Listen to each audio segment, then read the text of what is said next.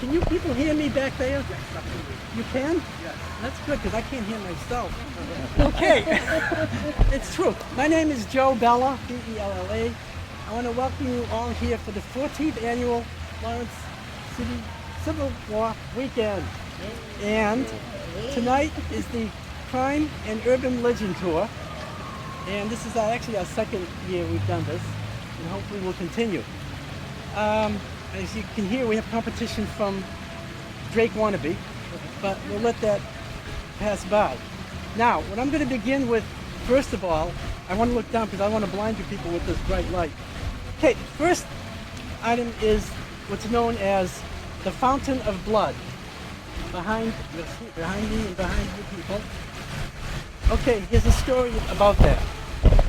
In the hot summer of August 1967, back during the days of free love and peace, there was a young girl named Susan and boyfriend Tim.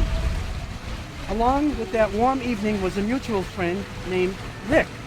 They had all gone to the Blue School on Tower Hill, and they were seniors at Lawrence High School. The old Lawrence High School, not the new. No one was ever really sure what happened in the wee hours of the morning as they stopped at this fountain before walking home that Saturday night. Some said it was over the girl, others over some money owed. But as the three stood next to the water, the two boys started arguing. Rick hit Tom hard enough that he fell back into the fountain, smashing his head on the rocks. But as he was falling, Tim grabbed Rick, pulling him down with him. Rick did not have time to react, but at the same time, Tim had also pulled out his knife, which was always in his pocket. Rick fell forward onto Tim's blade, which pierced him through the heart. The fountain ran red with blood that night. Susan was found by another couple shortly after this. She was screaming and crying hysterically. She never recovered from the shock and pain of the incident. She took her own life several years later, but legend has it on hot August nights in the wee hours, you can hear Susan's cries and the fountain runs red. Truth or fiction? You all decide, because I ain't telling. Okay, that's the first story. Behind you, in front of me, is our wonderful, vintage, aged City Hall, Lawrence City Hall. And like most city halls, it has had its share of interesting occurrences. The original eagle, which this is not, was placed on top of the clock tower from the very beginning.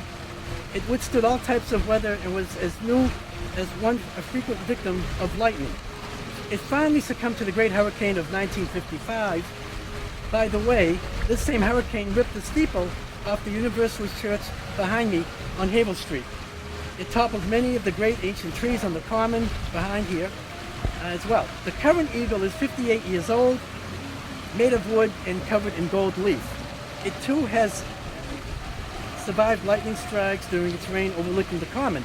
Interestingly enough, several of the reenactors who camp on the common every year are quite insistent that the eagle moves. I've never seen it. Perhaps it does. Fact or fiction? You decide. Again, I'm not telling. So, and you seen the eagle move? Well, what were you drinking before?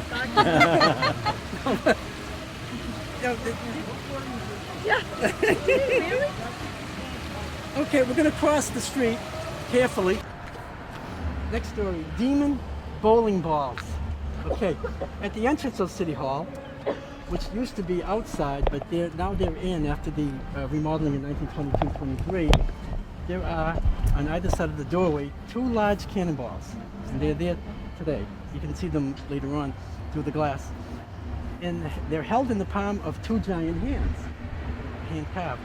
Their nickname is demon bowling balls. Perhaps these longtime relics have brought an ominous presence to the hall. These shots were fired, the cannonballs. They were fired during the Battle of the Monitor and the Merrimack during the Civil War in 1865. They were presented to the city of Lawrence as a gift by Assistant Secretary of the Navy, Gustavus Fox. Fox was a longtime resident of Lawrence, although he is better known for his exploits in the Navy.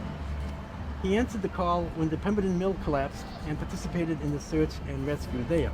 That would have been January 10th, 1860. Okay, now we're going to walk a little bit this way. Okay, next story. 99 ghosts. According to our good friend Robert Poulin, who worked in the elections office right down the corner, basement, worked there for over 20 years. And there have been many strange happenings in this hall. One of his favorite stories is that of the 99 ghosts that linger here. And the story of the Pemberton Mill collapse. Okay, in January 10th, 1860, roughly 4:45, the Pemberton Mill on Canal Street collapsed. Later on it was found that the columns were faulty, and they were made so that the one side was very, very thin, and the other side of the column was thick, the right thickness. Anyway, the mill collapsed, and 88 were killed outright. And during this time, the city, of course, had no medical facility. So the hall here was used instead as a hospital ward and a morgue for the 293 burnt and maimed victims of this tragic industrial accident. The burning situation occurred while at night, trying to rescue those that were still buried. Someone knocked over a lantern. At that time, you realized there were no electrical lanterns or battery type at all. Strictly lit lanterns. Accidentally, someone knocked over a lantern. The mill itself had highly flammable material. And of course, the material burnt, and the screams, and it was just one of the worst things ever to happen in this city. So the victims were brought here to City Hall. Again, it was used as a hospital ward for the survivors and a morgue for the victims. And more than 10 were so badly burned as to be unrecognizable. They lay together in a grave to this day, which reads, "The Unknown Dead of the Pemberton Mill, located in Bellevue Cemetery Old Yard," and you can visit it during the daytime. This was not the first tragedy for the building, City Hall. A laborer was repairing roofing shingles and fell to his death off the roof. Then in April of 1861, Lawrence's Sumner H&M was killed when his regiment was passing through Baltimore, answering Lincoln's call for 60,000 volunteers to protect the capital from the Confederates. He was the first mortally wounded in the Civil War, beaten and stoned to death with paving stones in Baltimore. His body was brought back to his widow here in Lawrence. He lay and stayed here at City Hall, and his was not the last person to have a funeral in the hall, as it turns out. Now, let's see. Oh, next item. City Hall has had many mayors, but the question that begs to be asked, is the city a political graveyard? Not one single mayor has ever held a higher office after becoming mayor. There was one who was previously a state representative and then became mayor. Is it a political curse that the situation happens? You decide. Fact or fiction, you decide. Okay. Next item. The hall is also known for its odd mechanical failures in City Hall. During the Kevin Sullivan years, the elevator was constantly breaking down, trapping people. In 1993, when the city was known as the arson capital, then Governor Weld came to visit here. The boiler caught fire, causing everyone to leave the building on a very cold winter day. Elections have been disrupted by ghosts, among other things. During one election many years back, the vault where the ballots were kept could not be opened, and that again would be the election department on the corner basement. A locksmith had to be called out. The smithy revealed that the combination had been changed by 2 digits, and an older gentleman quite skilled at his trade said that he had never seen anything like this and hoped he never would again. Fact or fiction, you decide. Okay, next.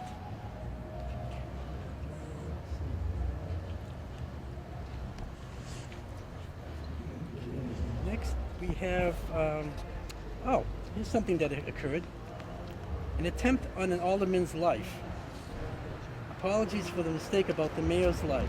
Many years ago, as today, the Public Participation Forum allowed residents and others to address what was known as the Board of Aldermen. And of course, there is a difference between the present council and the aldermen of the past in the city. One very popular alderman and an ex-state senator got into a violent argument during the Public Participation Forum. It must have been pretty bad, as the local paper suggested banning this part of the open meeting. The ex-legislator came into a city hall the next day and tried to kill Alderman Hannigan by shooting him in his office. Alderman Hannigan was able to vault over his desk and disarm the unruly attacker. He then held a gun on the ex-legislator until the police came and arrested him.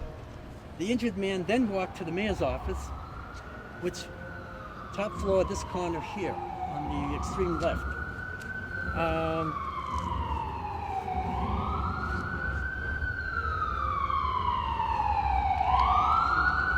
The injured man then walked to the mayor's office. The city physician took one look at him and sent him to the hospital. Despite his wounds, a recovering Alderman Hannigan held meetings in his hospital room while recovering. Strong man. His attacker... What year was that? That would have been, let's see, I'm not sure. Like Civil War time? No. That would have been more recent than that. I'm not quite sure. I have to do some checking on that one. But the attacker, of course, was Mr. Finn, was held in the jail in City Hall basement. When it came time for his trial, he had to be removed under the cover of darkness, as the police were afraid of a lynch mob attacking him. So it might have been the 30s and 40s, I don't know. Okay, so that's that. Let's go through the alley. Indian curse. Okay, this story was told to me by Robert Poulin, who I knew very well, about 3 years before he passed away. According to Bob, back before Lawrence was part of Methuen and Methuen was still Haverhill, a curse was placed in the area which is now between the federal courthouse and City Hall, and that would be the opposite side of this building. And a group of Native Americans and settlers had a dispute over some land. There had been raids between the two groups for many years. It was in this spot that words were exchanged and tempers flared. The settlers struck first, and the Native Americans fired back, killing one of the settlers. It was then that they laid the curse that whomever inhabited what was the future city of Lawrence would never prosper, but all would wither and fail until the land was returned. Is there truth to the story? You'll have to judge for yourself. Truth or fiction? Okay, let's see, what else we have here? Oh, there's one called the Druid's Curse. We're supposed to go on the other side, but because of the noise, I'm going to tell the story here, so you all can hear it pretty clearly. Okay, the title, The Druid's Curse. Early in the Isles of England and Scotland, before the Romans came, the inhabitants were Celtic in origin. Little is known except myths and folklore of the Druid religion. However, an early practice believed to have been left over from those times was a sacrifice made on a large estate, public building or cathedral was erected. Legend has it that in the cellar hole of such a structure, a human sacrifice was to be placed before the cornerstone was laid. Often it was a stranger to the community, or a drunk, or perhaps the village idiot. The victims were lured to their untimely deaths to ensure the new building would remain standing straight and tall forever. Boy, what a situation that was. Here in Lawrence, disaster struck in October of 1847. It's during the city's early history. During the building of the Great Stone Dam, which is that way, having almost completed the dam, the men on a large boat were placing boards to hold the water back. Suddenly, the boards loosened and sending water and boatmen and tools spilling over the falls into the whirlpool below. Several men were badly injured, but 2 lost their lives in this dreadful accident, having been crushed on the bedrock below the falls. Interesting to note, it was the Irish Celts that built the dam. To this day, the Great Stone Dam is considered to be in the top 10 most dangerous dams in Massachusetts. Not because of its construction, which is straight and true to this day, but because of the amount of water it holds back, which would flood all of these towns, North Andover, Methuen, and Haverhill and beyond. So perhaps the two men who lost their lives did not do so in vain. And it is to them we owe a great debt for their sacrifice for building a wonder known as the Great Stone Dam. And when it was built, which took only 3 years to the day, it was the largest in its class in the country. Okay, let's see. Confederate spies, Civil War. During the early war years, there was a family who, like many, worked in the mills here in the city. They lived on Hampshire Street, which is that way. The daughter worked in the Lower Pacific Mill. Okay, the upper is that way, the lower is straight this way. And she was thought to be pro-Southern, which was a no-no at that time during the war itself. Rumors began to spread that the family kept a Confederate flag at their house. The townspeople quickly marched to the home to find out if this were true or not. It was not the truth. Here in the staunchly Union city was a rebel flag. The police came, removed the flag, then dispersed the crowd before things turned very ugly. Word of the incident reached the managers of the mill. The daughter found herself and family out of their jobs. They were all fired. They were, according to the term, blackballed and unable to find work. Then the family removed themselves from the city to parts unknown. Truth or fiction? You be the judge. Okay, next item. Early riots. Lawrence has been the host to several riots over the years. Many here will remember the 1984 riot, Broadway, that direction, Lower Tower Hill. But the first riot occurred in 1847 on Water Street, that way, known as the Black House, which was a house with a low reputation, which was demolished as a result. However, in 1854, a riot broke out when the political anti-immigrant Know Nothing Party clashed with the Irish. As it so happened, an Irishman on Oak Street raised the American flag upside down. Not a thing not to do. The members of the Know Nothings paraded with banners and bands downtown. The two groups met on Common Street, right here, between Oak and Jackson, that way. Punches were thrown, knives drawn, and rocks hurled. A few shots rang out. With the exception of the man from Oak Street, no one was badly injured. And that was the end of that. Okay, we're going to be going through the alley left, and it replaces an early building which was built, I would say, the 1870s, and it lasted 1 year. And it was destroyed by fire. And then so they built this rear section first, then added this newer section, and there was a beautiful tower with scales as a weather vane, legal scales. But during the hurricane in the 1950s, the tower blew down and it was never replaced. Okay, follow me. Horse stables. Before the advent of the automobile, horses were stored in this brick building, and I think it went close to the corner, but it was strictly stables in its day. Again, before automobiles. Strictly horses were kept in the first level. Directly in front of me, across the street, was known as the Grace Episcopal Church. Built in 1846, and it was originally a wooden church, much smaller. And so when the dam was being built, it was decided to take the rubble from the dam itself, from the pieces of the granite, and construct this church to replace the wooden one. The wooden church was moved that way, and I think it later was used for storage, and I think it burned in the fire. And so this, again, was made from rubble from the Great Stone Dam that I had just mentioned earlier. And it's still in use today. It has beautiful stained windows on the back part, and a lot of these members served in the Civil War. And I do have a list of them who actually served here. And the Reverend George Packard was, for a long time, a reverend here, and he lost a son in the Navy. His son was in the Navy during the Civil War, Lewis Packard, and he's buried up at Bellevue Cemetery, separate from his father, but he has his own federal military stone. That's Lewis Packard. So there was a pretty tragic for the Reverend at that time. Okay, now we're going to continue this way. The moving rock of the Knights Templar. And Christine, is that you? Oh, you got to fill out a form.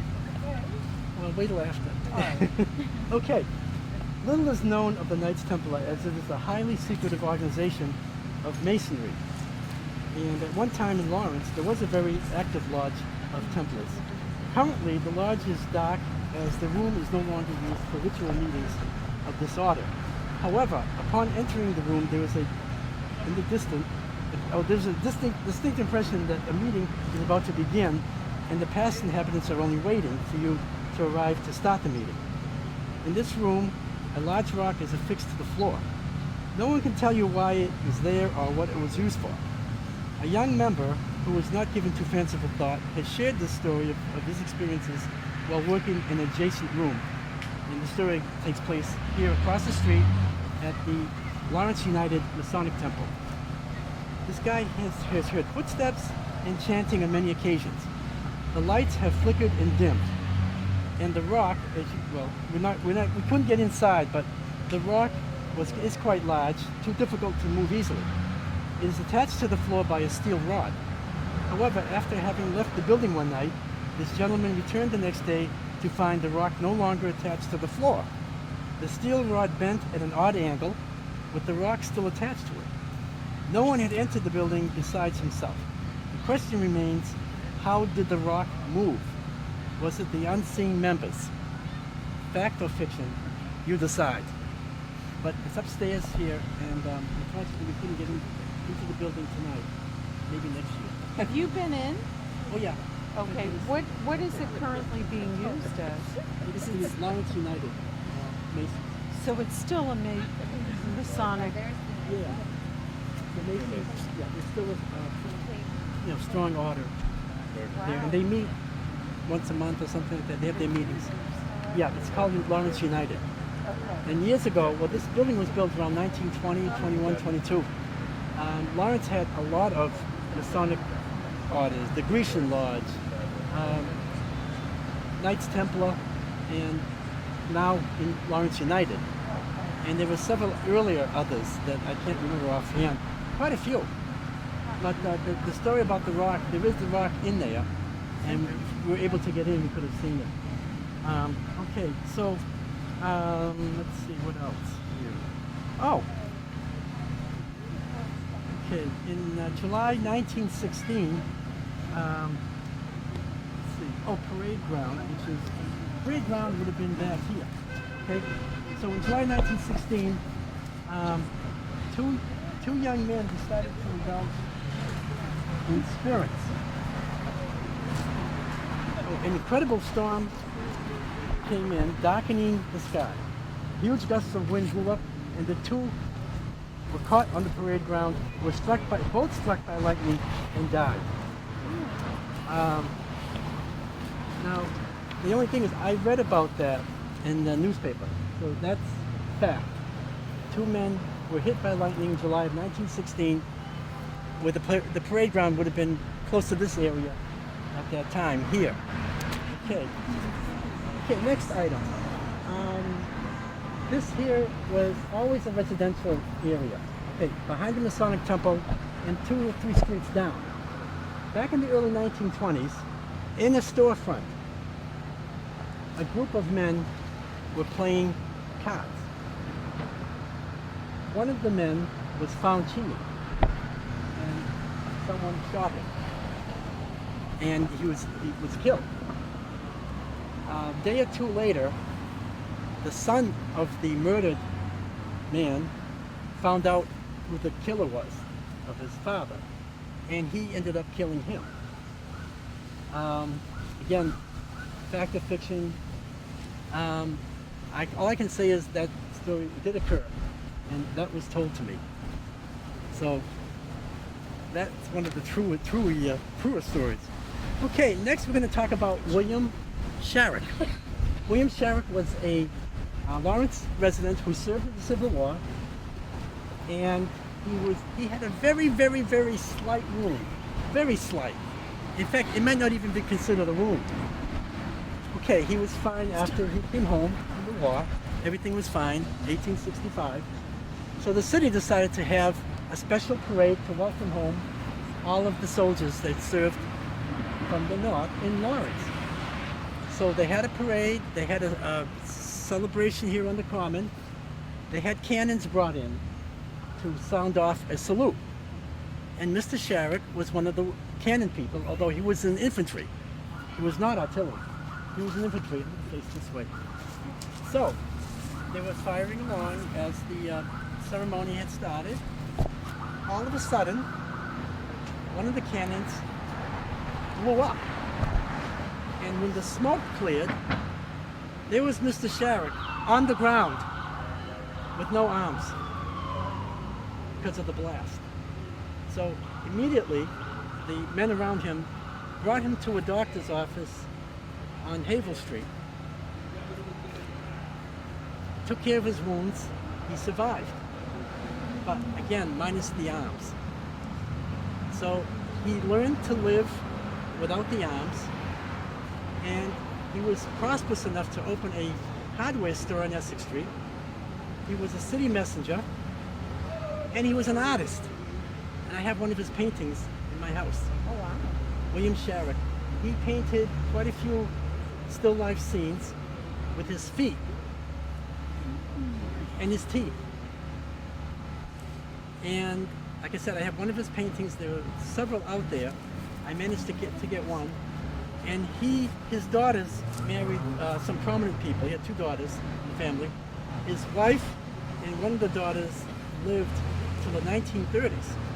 William passed in about 1919, right before 1920. But the Sharrock daughters, one married a family named Farr, Alba Farr from Methuen. And he had a remnant store in downtown Lawrence. Best Fabrics by Farr, that was their logo. And so Mrs. Sharrock and her daughter, I have a picture of them at the Farr family reunion on Prospect Street in Methuen. And so there was the connection with the Farrs of Methuen and the Sharrocks here in Lawrence. But Mr. Sharrock, he got right back into things, and like I said, owns hardware store, city messenger, and he did much more. And then, like I said, he was an artist and painted beautiful pictures that you would not believe. Should have And brought that's a picture true. of it. The picture, I have it at home. We're going to put it on display at the City You Hall. should have brought a picture of it, though. for us to Oh, the see. picture. I have a picture of him I picked up on eBay. It's a CDV, and he's minus his arms. You can see the sleeves are Yeah. flat, and some people thought it was from injuries during the war. No, he wasn't hurt during the war that much. He had a very, very slight wound, but his accident occurred 4th of July here when the soldiers were returning from the Civil War. Okay, let's go to the underground bathrooms. I'm gonna go. Okay, bring up the group here. Edwin, What's up? you missed it. Oh well, come back next year. Yeah, alright. How are you? You good? You? Very good. The movie's on, you know. You're missing the movie. Yeah. Where is it? Right there, behind you. See the screen? There's yeah. popcorn too. Have a good time. All right, All right. we'll see you a little bit. Alright. Okay, there were underground bathrooms in the city of Lawrence up until a certain period of time, and I remember them. And they were You're here. not that old. I am. I am old. The ladies' room, underground bathroom, was where this little hill is. Of course, it's been covered over. The men's room was to the right of this tree, a little further down. There's a little lump there. There's a little bit of round piece. That was the men's room. So they made sure they separated them, of course. I read an article that a man was found, a homeless person was found here in the men's bathroom floor, and his head was split open. So evidently he had fallen, tripped, what have you, and he was quite intoxicated when they found him at the bottom here of the men's bathroom. And so that was a mystery, and I think that was, I saw that in the paper, and it was like 1930 something, might have been the 30s. And again, the person was homeless, and it was unfortunate that that had occurred. And that's it, folks. I'm all done. Thank That's you. it. Thank you. Okay, some of these stories, though, fact or fiction,